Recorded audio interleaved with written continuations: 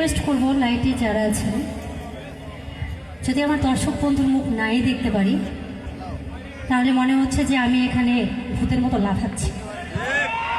ঠিক আছে, আপনারা লাইট সেট করেন, ঠিক আছে?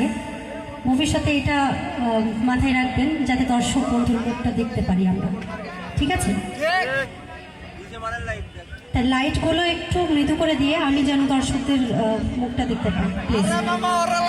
আর দ্বিতীয় কথা,